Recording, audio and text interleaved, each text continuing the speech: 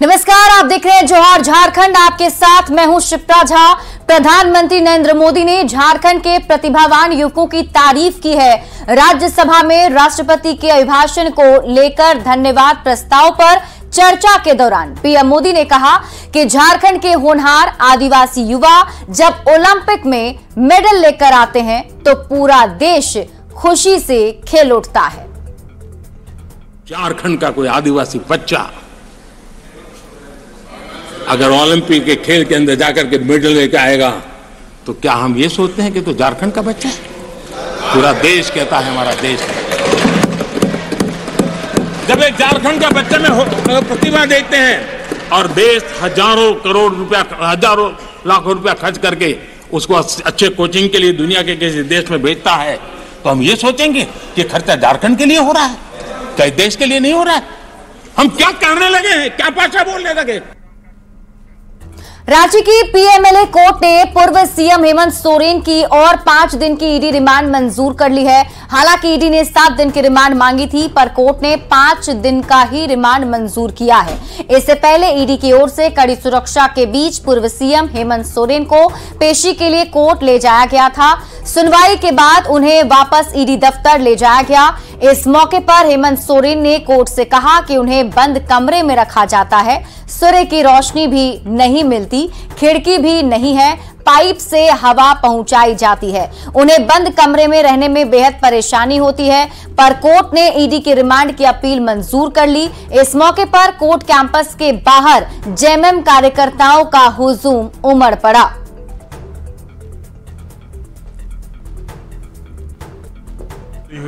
उनके चेहरे पर जो मुस्कान देख के हम लोगों की हौसला और बढ़ जाती है। पर जिस तरह से परेशान किया जा रहा है एक ईडी के द्वारा, जमीन के मामले से होते होते अब ये देखिए कि ट्रांसफर पोस्टिंग पर चलाया, जमीन से जो पूछताछ थी उसके बारे में कुछ नहीं बताने का काम ईडी कर रही है, न कोर्ट को कर रही। शायद हमको ये पता नहीं कि कोर्ट में उन्होंने क्या बताया है। कितने कार्यकर्ता आप लोग यहाँ पहुंचे थे? कम से कम 200 से 300 आदमी थे, हम लोग कार्यकर्ता यहाँ थे और बहुत शालीनता के साथ हम लोगों ने कुछ अधूरता तो किया नहीं है। हेमंत जी के भावना के साथ हम लोग उनको दिखाने का ये प्रयास कर रहे हैं कि आप घबराइए नहीं, ये संकट का घल जब वो इन्फोर्समेंट डायरेक्टरेट ने 7 डेज का रिमांड के लिए प्रे किया था, उनको 5 दिन का रिमांड मिला है। हमारे वेहमेंटली ऑब्जेक्शन के बावजूद भी हमने ये कहा कि उनका रिमांड का कोई केस नहीं बनता है, क्योंकि ऑलरेडी वो 8 घंटे 20 तारीख और 24 तारीख को हमसे इन्वेस्टिगेशन कर चुके हैं इसी सिलसिले में। और इस 5 दिन के रिमांड में भी 120 घंटे होते हैं। इन्होंने ऑलरेडी इस पे इन्वेस्टिगेशन कर लिया, लेकिन आज के उनके पिटीशन में बहुत सारी बातें ऐसी लिखी हुई हैं जो उस प्रेडिकेट ऑफेंस से कंसर्न नहीं है, कोई कनेक्शन नहीं है जो उस 8.5 एकड़ जमीन के बारे में। फिर भी वो जो डिफरेंट चैट्स हैं, जो पिछले दूसरे किसी अन्य लोगों के साथ चैट हैं, जो जमीन के कागज से कोई संबंध नहीं रखते हैं, उसका हवाला देते हुए उन्होंने फर्दर रिमांड के लिए प्रे किया था, जो हमारा समझना है कि बिल्कुल ही गलत है और ये रिमांड नहीं होना चाहिए था, लेकिन कोर्ट ने आदेश किया है। हम लोग इस पे देखते हैं, समझते हैं। ट्रांसफर पोस्टिंग की बात मामला सामने आया। ट्रांसफर पोस्टिंग का मैटर नहीं है, क्योंकि प्रेडिकेट ऑफेंस जो भानु प्रसाद का जो केस है शेड्यूल्ड ऑफेंस का, वो सिर्फ जमीन के कागजात में हेराफेरी के ही संबंधित है, वो ट्रांसफर पोस्टिंग का मैटर नहीं है। सूर्य की रोशनी नहीं मिलती है, बेसमेंट में रखा गया है, उस कमरे में कोई विंडो नहीं है और पाइप के थ्रू उसमें हवा आता है। इसकी सारी बातें हमने कहा और आर्म गार्ड्स के थ्रू 24 घंटे हमारे पास निगरानी होती है, हमारे सोते समय भी होती है। ये सारी बातों को हमने कोर्ट के समक्ष रखा है। कोर्ट में सुनवाई हुई। सुनवाई के दौरान पूर्व मुख्यमंत्री हेमंत सोरेन के कई समर्थक भी कोर्ट के बाहर जोरदार हंगामा करते हुए रहे और यहाँ हेमंत सोरेन निकलते हुए उन्हें यहाँ से सीधे ईडी के जो अधिकारी हैं वो लेकर जा रहे हैं। और उसी की ये तस्वीर है कि तमाम कार्यकर्ता भी हैं, उनके अलावे जो ईडी के अधिकारी हैं, सीआरपीएफ के जवान हैं, उन्होंने यहाँ पर हेमंत सोरेन को गाड़ी में बिठाया और गाड़ी सीधे यहाँ से हेमंत सोरेन को लेकर जाएगी। तस्वीरें आपके स्क्रीन के सामने है कि सुनवाई लंबी चली है। इस लंबी सुनवाई के दौरान पूछताछ हुई है। करीबन 1:50 का वो वक्त था जब ईडी के अधिकारी हेमंत सोरेन को लेकर गए थे और कोर्ट के अंदर जब बहस हुई तो बहस के करीबन 1 घंटे के बाद हेमंत सोरेन यहाँ से निकले हैं और बताया जा रहा है कि 5 दिनों की रिमांड जो है वो यहाँ दी गई है। अब देखना होगा कि इस 5 दिनों के रिमांड के बाद किस तरीके से और क्या कुछ पूछताछ होती है और इस पूछताछ में क्या कुछ निकलकर सामने आता है। कैमरा पर्सन प्रभाकर के साथ गौरव झा, न्यूज़ 18 रांची। सीएम चंपाई सोरेन ने झारखंड मंत्रालय में अधिकारियों के साथ अहम बैठक की। राजस्व संग्रह और खर्च पर हुई इस बैठक में अपर मुख्य सचिव, प्रधान सचिव और विभागीय सचिव मौजूद रहे। झारखंड मंत्रालय में सीएम चंपाई सोरेन की अधिकारियों के साथ ये पहली बैठक थी, जिसमें सीएम ने राजस्व बढ़ाने को लेकर अधिकारियों को कई निर्देश दिए। खासकर अधिकारियों को माइनिंग के क्षेत्र में राजस्व बढ़ाने पर जोर देने को कहा गया। इसी के साथ राज्य में बिजली उपभोक्ताओं को बड़ी राहत देने की भी तैयारी की जा रही है। इसके लिए 100 यूनिट मुफ्त बिजली की योजना को बढ़ाकर 125 यूनिट तक करने की योजना पर काम शुरू किया गया है।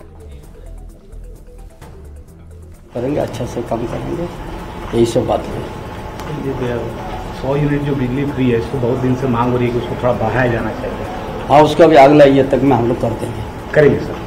राजस्व बढ़ोतरी के लेकर कुछ कहा है आपने कि कैसे? हाँ, वो सब भी हम लोग कैसे करके यहाँ इतना माइनिंग हो रहा है और औद्योगिक भी है, कैसे करके हमारा राजस्व को प्रगति किया जाएगा, बढ़ोतरी किया जाएगा। उसके लिए हमने काम करने को कहा कि उस दिशा में हम लोग को काम करना है। सीएम चंपाई सोरेन ने आज झारखंड मंत्रालय में बैठक की और इस दौरान उनकी पत्नी मानको सोरेन भी करीब 1.5 घंटे तक झारखंड मंत्रालय में मौजूद रहीं। जब मीडिया ने उनसे पूछा कि आपको यहां आकर कैसा लगा, तो उन्होंने कहा कि अच्छा लगा।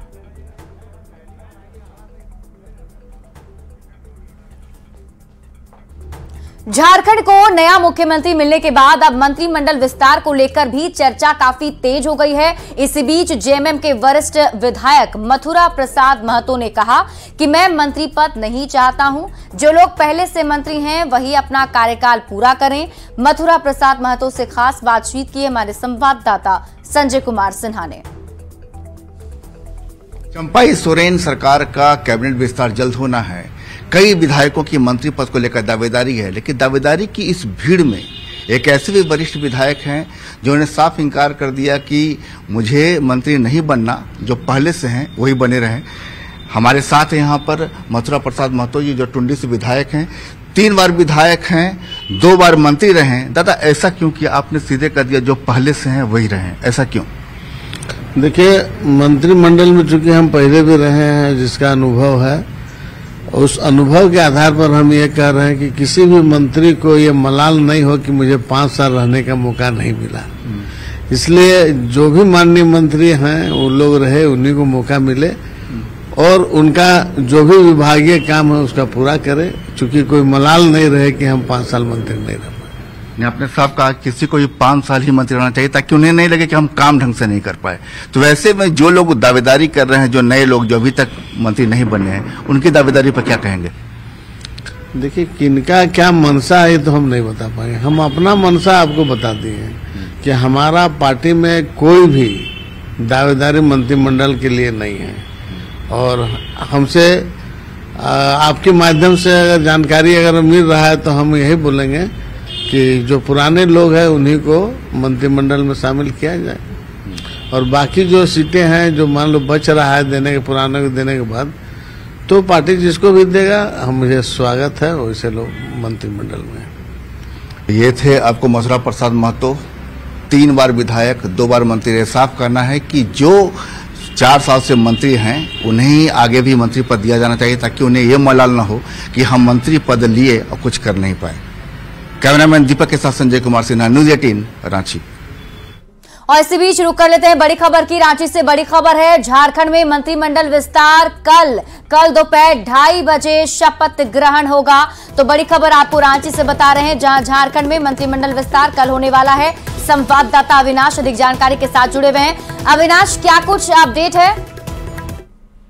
देखिए, कल शपथ ग्रहण होना है, मतलब चंपाई सोरेन सरकार के मंत्रिमंडल का विस्तार होगा और कल दोपहर 2:30 बजे का समय निर्धारित किया गया है। बिरसा मंडप में ये शपथ ग्रहण समारोह होगा और इसके साथ ही जो कई तरह के नाम, चाहे वो जेएमएम के अंदर की बात कर लें या कांग्रेस के अंदर की बात कर लें, अनुभवी जो चेहरे हैं उनकी बात कर लें, जो नए चेहरे हैं उनकी बात कर लें, जो लगातार दावेदारी कर रहे हैं उनकी बात कर लें, या फिर परिवार के अंदर से भी जिनके नाम आ रहे हैं उन तमाम चेहरों की अगर हम बात कर लें, तो अब उन चेहरों के अंदर से ही शपथ ग्रहण को लेकर अब संशय जो है वो अब खत्म होने जा रहे हैं, क्योंकि समय नजदीक है। 2:30 बजे का कल समय निर्धारित किया गया है और आज जो जानकारी आ रही है, आज देर शाम तक कांग्रेस में ये तय हो जाएगा, क्योंकि यहाँ से जो कांग्रेस के प्रभारी हैं वो संभावित नाम लेकर यहाँ से जा चुके हैं। दिल्ली में इस पर मुहर लगनी है।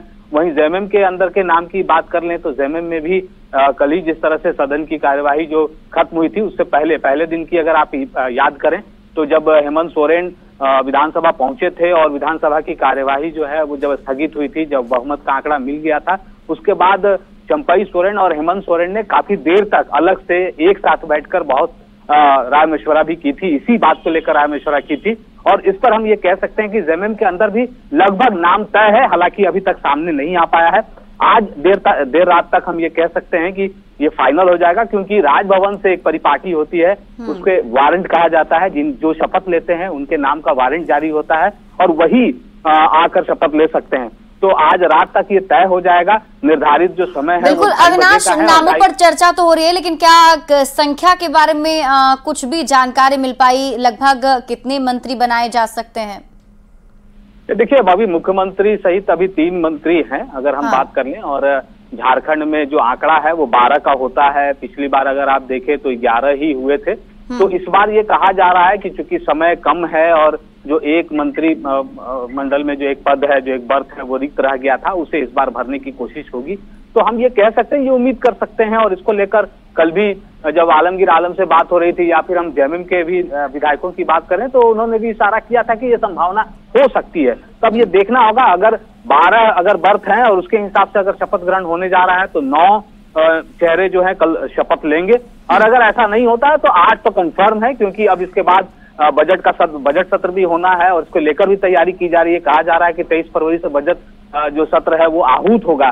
तो अब हम ये कह सकते हैं, लेकिन इसके अंदर जो अब आंकड़े हैं, क्या वो 5-4 रहेगा, ये भी देखना होगा। अगर 5-4 रहता है तो 8 ही होता है, तो ये सारी चीजें 5-9 रहा तो माफ कीजिएगा, ये सारी चीजें भी देखना होगा कि क्या ये 4 और 5 का कोई आंकड़ा होने जा रहा है। क्योंकि अगर ऐसा हो रहा है तब आने वाले समय में परिवार के अंदर से कौन से लोग होंगे, क्या बसंत सोरेन हो सकते हैं, क्योंकि पिछली बार ये कहा जा रहा था कि उनका देर से आया था इसलिए वो शपथ नहीं ले सके थे। सीता सोरेन ने भी कल कह दिया है कि वो भी इच्छा रखती हैं, गुरुजी का उनके आशीर्वाद है।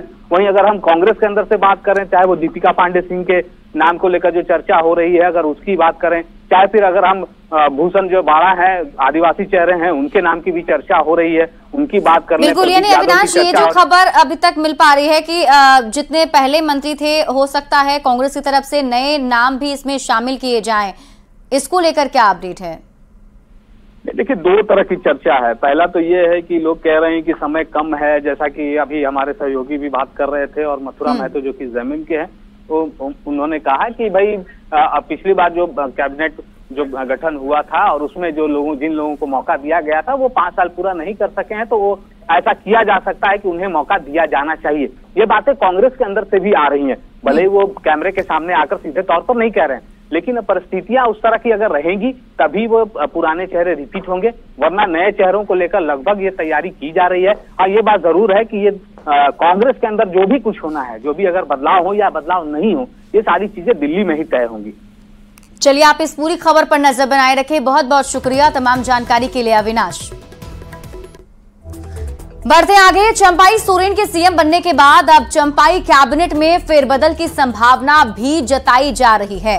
बता दें कि कांग्रेस कोटे के 4 मंत्री में से 3 मंत्री का मंत्रालय जा सकता है। भूषण बाड़ा, दीपिका पांडे और रामचंद्र सिंह को मंत्री बनाने की बात सामने आ रही है। साथ ही साथ प्रदीप यादव के भी नाम की चर्चा काफी तेज है। वहीं इस पर झारखंड कांग्रेस प्रभारी मीर अहमद का कहना है कि मंत्रिमंडल में युवाओं को शामिल किया जाएगा। रहे वो तो इंटरनल मामला है पार्टी का, और उसके लिए हमारे सारे सक्षम एमएलएज है, नौजवान है, जुझारू हैं, तो महिलाएं हैं मैंने कहा सारे सीनियर भी है, नौजवान भी है, टीम अच्छा है। तो उसमें 1 साल बचा हुआ है, 11 महीने। हमारी ये कोशिश है कि इस 1 साल में जबरदस्त काम लोगों के लिए किया जाए।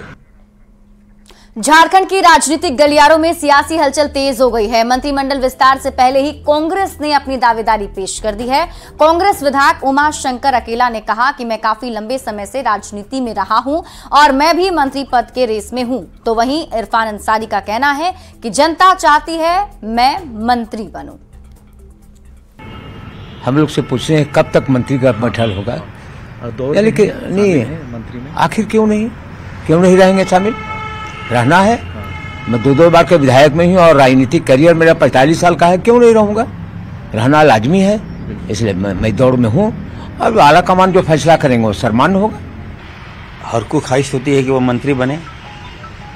जब हम विधायक बने हैं तो कार्यकर्ता चाहता है कि हमारा नेता मंत्री बने, हमारा नेता सांसद बने। तो ये फीलिंग तो है, सब चाहता है कि हम मंत्री बने, लेकिन मैं रेस में नहीं हूँ। आई एम आउट, क्योंकि कोटा अगर आप देखिएगा तो हमारा कोटा तो आलमगीर साहब हैं। अब वो बड़े हैं, सम्मान करता हूं उनका। और आपको सीधे ले चलते हैं जेएमएम के प्रेस कॉन्फ्रेंस में।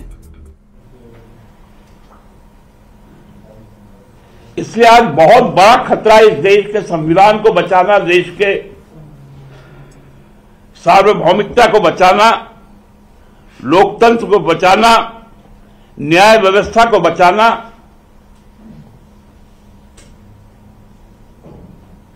आप देखिए किस तरह से चीजों को डील की जा रही है हर स्तर पर, वो बहुत भयानक लगता है। दादा, एक आखिरी सवाल, जब चुनाव की तरफ बढ़ ही गया है तो क्या सीट बंटवारा पे आप लोग फाइनल? और फिलहाल इस बुलेटिन में अभी के लिए बस इतना ही। आप देखते रहिए न्यूज़ 18 बिहार झारखंड।